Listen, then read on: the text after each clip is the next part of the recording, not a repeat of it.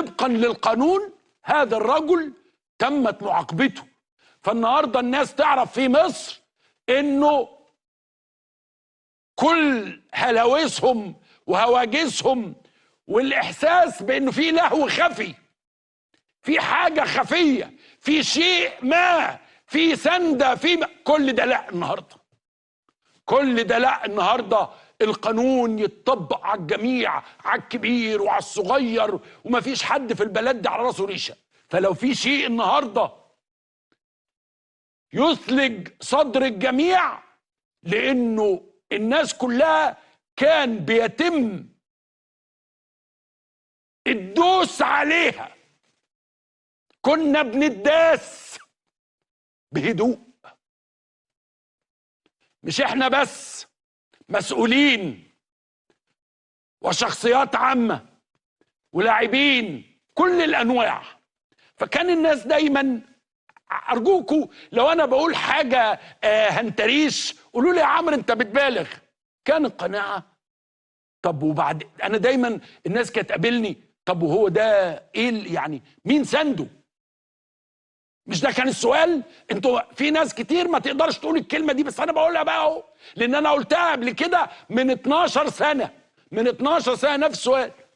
على اساس ايه؟ فالنهارده تعرف انه لا اساس، هو بس الاحساس بتصدير القوه. انا بقول لك ان انا قوي جدا خلاص، هو الراجل ياخذ حكمه اللي المحكمه قالت عليه، والشهر يعني ليس شيئا كبيرا ولا ضخما، ويخرج يمارس حياته بقى طبقا للقانون. بس النهارده الناس كلها في مصر، انا في ناس لغايه الساعه 1 2 يقول لك انا مش مطمن. اقول له مش فاهم يعني ايه؟ يقول لي لا ما هو اصله احتمال كده يكون حاجه ايه. حضره القاضي النهارده قال الحكم وانه الراجل وتم ترحيله. حضراتكم مش لغايه وقت طويل النهارده لسه عندك احساس بالتردد بالشك؟ طب ده جايز يكون في حاجه. مفيش حاجه خالص، حكم وتم تنفيذه.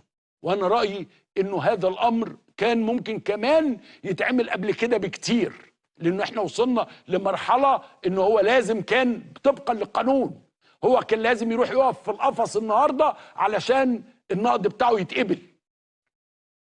فهو خد كل فرصه، خد كل حاجه قانونا كأي مواطن، واتحكم عليه كأي مواطن. ارجوكوا بقى